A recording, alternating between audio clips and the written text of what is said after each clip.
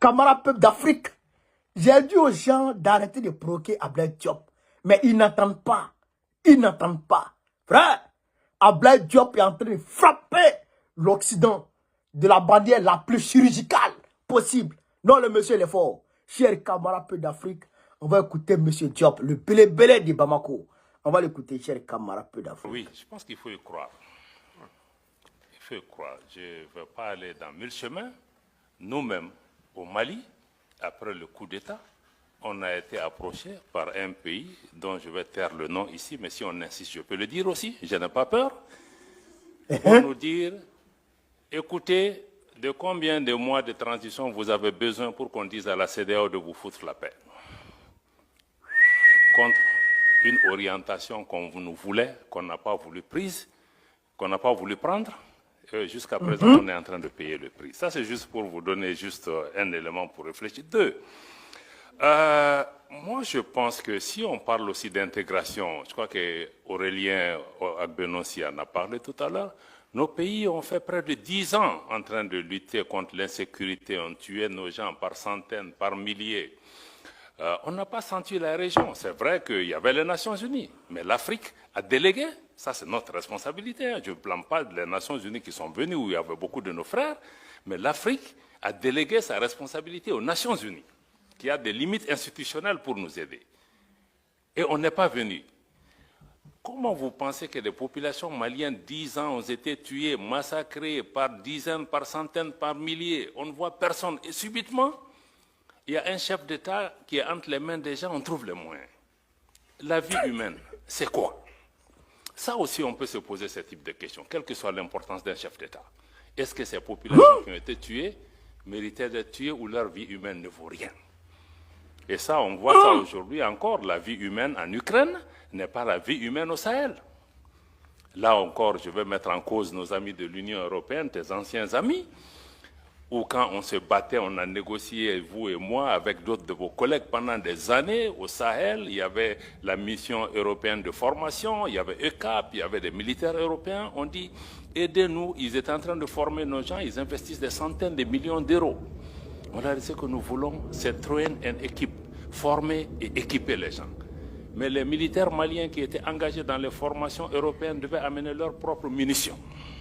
Et on nous a toujours dit que l'Union européenne ne donne pas d'armes létales.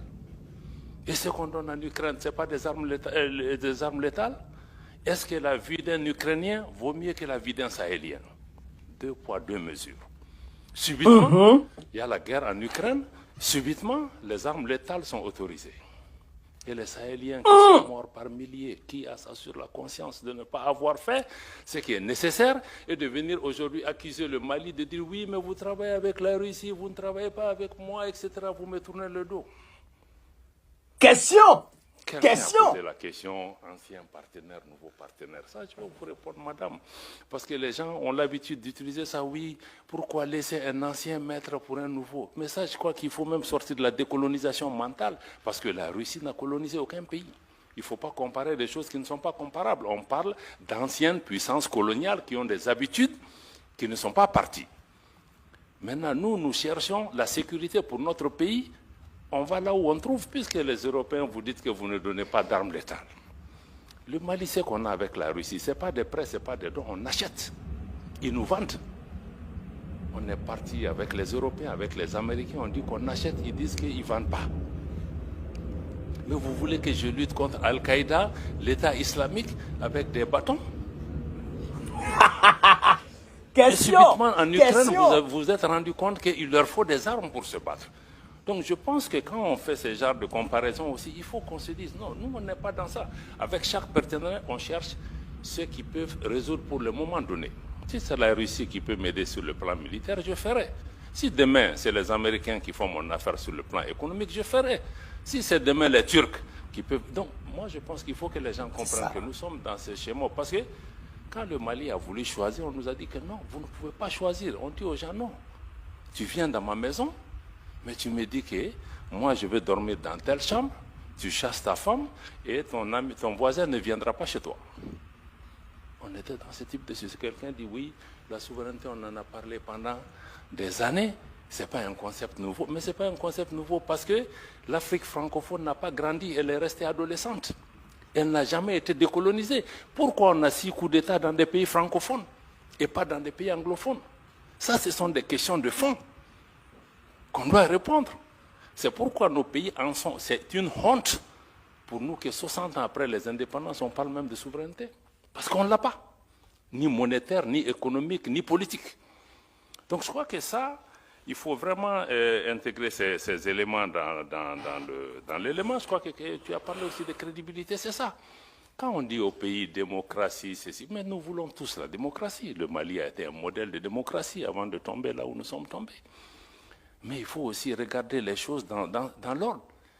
Mais vous disiez, bon, les pays où il y a eu le coup d'État, on parle de qui? On parle de Niger, du Mali et du Burkina comme s'il y a eu des coups d'État que chez nous. Mais les autres là, il s'est passé quoi? Pourquoi personne ne s'interroge? Pourquoi personne n'interroge l'absence d'élection en Ukraine? Pourquoi? Grande question encore. 2 poids, 2 mesures. Donc je vais revenir un peu, tu as raison, l'industrialisation, la transformation, c'est la clé. Même nous, tout ce qu'on est en train de faire sur la sécurité, ça sera nul si on ne répond pas aux attentes de cette jeunesse, les emplois, les transformations qu'il faut. Je n'ai pas le temps de développer par rapport à ça. Aurélien l'a dit, si on veut parler encore de double standard, je l'ai dit encore au déjeuner avec les gens, j'ai dit, mais on a des organisations où, quand les chefs d'État sont assis, on ne leur dit rien. Ils font tout ce qu'ils veulent. Mais quand il y a un nouveau qui a fait un coup d'État, on s'abat sur lui avec toutes les armes. Mais ceux qui sont là souvent aussi, qui créent des conditions pour qu'il y ait même des coups d'État et des troubles chez eux. Mais il faut que les chefs d'État qui sont en face de leur père aient le courage souvent de leur parler. Parce qu'on ferme les yeux jusqu'à ce qu'un militaire vienne tomber dans la sauce et puis on se réveille subitement. Donc c'est ça le problème. Donc il y a des coups d'État aussi institutionnels. Il l'a dit, il ne faut pas avoir peur du mot. Donc d'autres font avec les armes, d'autres sont très rodés dans d'autres types de façons de faire. Les deux conduisent souvent au même type de problème. Donc il faut qu'on ait le courage de regarder ces questions. Et je pense qu'il faut aussi écouter la jeunesse, il l'a dit. L'Afrique est en train de changer, même pour nous dirigeants, je crois que la vitesse de transformation de notre jeunesse, nous n'en mesurons pas les conséquences. Et la jeunesse, certains disent que c'est une bombe à retardement. Non, non, non, la bombe est déjà partie il y a longtemps. La preuve, si vous voyez tout, si on ne s'occupe pas de notre jeunesse, elle va s'occuper de nous. Elle est en train de le faire. Dans le groupe terroriste, ce sont les jeunes. Les présidents qui sont renversés, qui sont devant, ce sont les jeunes. Les routes de la migration, ce sont les jeunes. Donc ne considérez pas que les jeunes, c'est un problème de demain. Il est déjà enclenché et on va en subir les conséquences un peu partout. Et aussi, l'opposition CEDEAO-AES. Je pense que c'est une création. Moi, je trouve même que c'est une création de certains responsables de la CEDEAO. Parce que quand nous, on a créé l'Alliance des États du Sahel, la charte du Liptako-Gourma le 16 septembre 2023, vous allez lire le préambule, il réitère l'attachement des 3 pays à la charte des Nations Unies, à l'acte constitutif de l'Union africaine et au traité de la CEDEAO. Pourtant, les 2 sommets de la CEDEAO qui ont suivi, ils ont dit non, non, non, ces gens, ils veulent casser l'intégration, ils ne veulent pas de ceci, ils ne veulent pas de cela, c'est une organisation fantôme. Donc, on a créé un antagonisme qui n'avait pas lieu d'être. Parce que pour des pays qui veulent casser l'intégration, on n'avait pas besoin de citer la CEDEAO, on allait juste prendre notre chemin. Donc, moi, je pense que c'est quelque chose qui a été fait et qui nous a amené un peu dans des erreurs jusque là où nous en sommes aujourd'hui. Les sanctions aussi, il faut revenir à ça. Je crois que quelqu'un en a parlé ici. Pourquoi les sanctions n'ont pas marché? Ça n'a pas marché parce que l'objectif des sanctions dures qu'on a vues, fermeture des frontières, des banques, etc., et privation des denrées de première, l'objectif c'était de faire tomber les nouveaux régimes en faisant de la population des boucliers humains, que la population va descendre dans les rues. Je connais des chefs d'État qui ont dit dans les sommets que vous mettez une sanction comme on a fait au Niger, je vous donne ces 2 semaines maximum, ça va s'écrouler. Ça ne s'est pas produit. Donc moi je pense qu'il faut, quelqu'un l'a dit, sanction aussi ne veut pas dire ostracisme. Quand on sanctionne, il faut un engagement. On peut être exclu d'une organisation, mais ça ne veut pas dire qu'on ne doit pas parler à ceci. Notamment les secrétariats de nos organisations, le secrétariat de la Commission de l'Union africaine, le secrétariat de la Commission de la CEDEAO, même l'UEMOA. L'UEMOA, ce n'est pas un secret. Moi, j'ai vu le président de la commission de l'UEMOA n'a jamais voulu rendre visite au Mali en disant que nous, il n'a pas reçu d'autorisation pour le faire. Mais quand on est même suspendu, toi, tu es secrétaire. Parce que quand on est suspendu, je vous dis, on est obligé de payer nos cotisations. Donc, ça veut dire que le président de la commission, je le paye. Il est obligé de venir au Mali, de regarder c'est quoi la situation.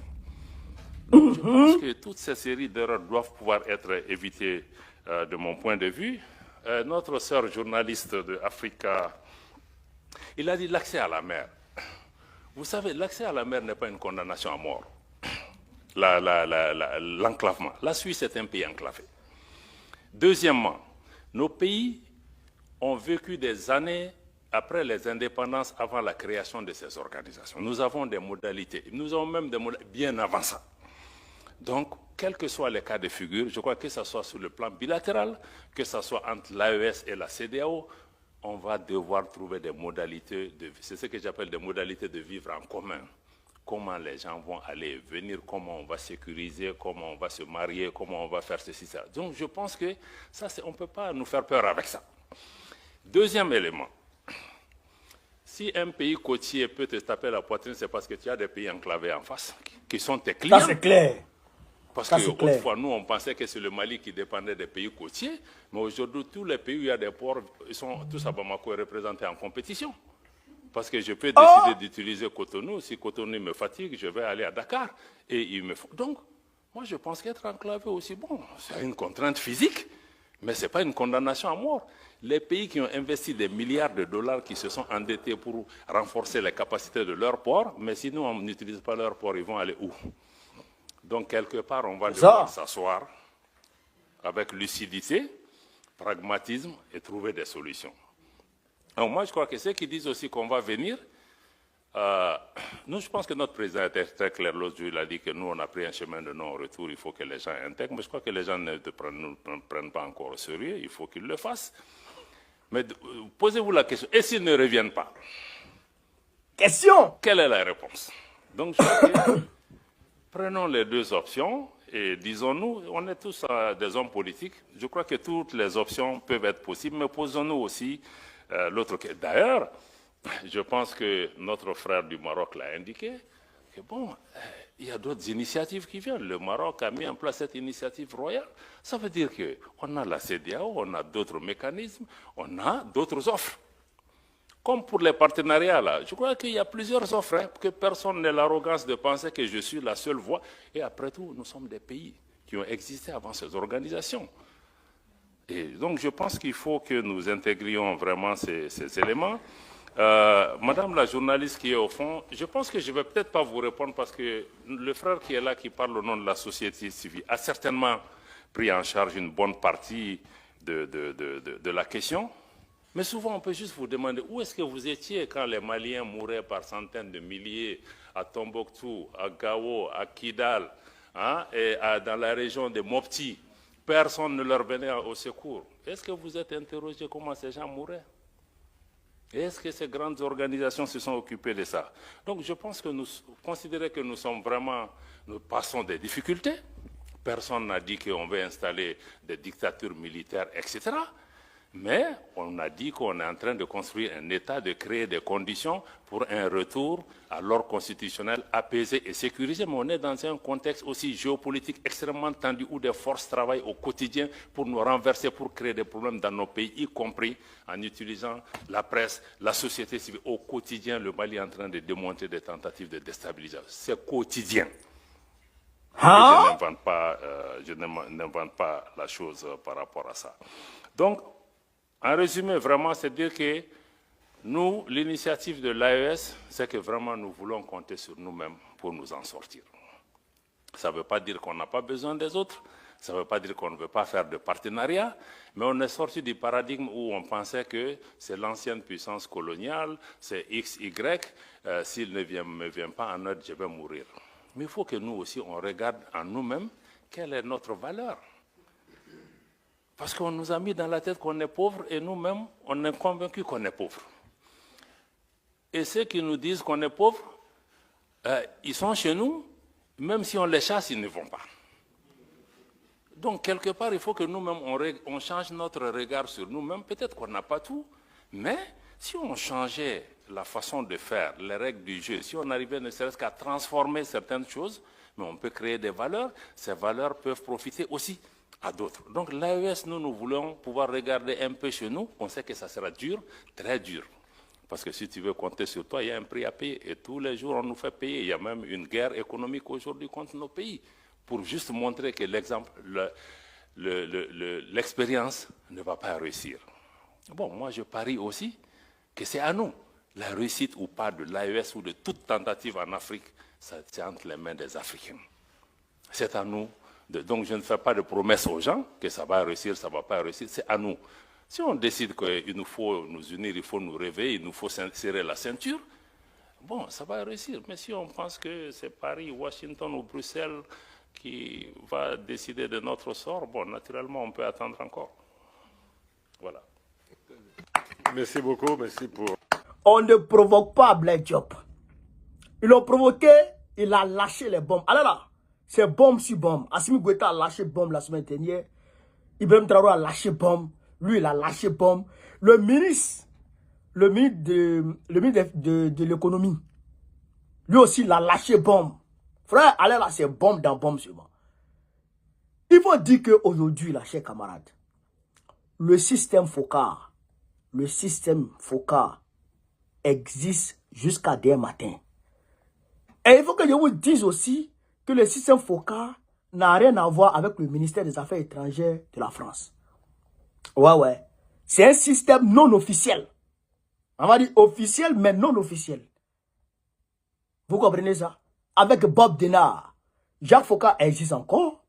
Bob Denard existe encore, mais sous d'autres formes. Les babous, les mercenaires, ils sont encore là. Vous avez compris? Et en même temps, je dirais, l'élite française fait comme si, voilà, elle peut gérer quelque chose. Vous avez entendu? Il y a un pays qui a dit, vous avez besoin de combien de mois pour qu'on demande à la Seigneur de vous foutre la paix. Et là, d'ici on demande, si on dit, il va dire. Mais en réalité, tout le monde sait que c'est la France. Tout le monde sait que c'est Macron, avec arrogance. Et je vous comprenez, les gens qui ont appris d'Afrique. Donc, je vous dis encore et je répète, le combat dans lequel nous sommes là, c'est que il n'a pas encore véritablement commencé même. C'est vrai, là, on est dans les préliminaires. On est dans les préliminaires. Donc, on doit toujours s'armer de courage et de détermination pour aller jusqu'au bout. Parce que si on ne sent pas de courage, si on s'amuse et qu'on laisse un temps soit peu, chers camarades d'Afrique, on se laisse déconcentrer un temps soit peu, ils vont nous prendre.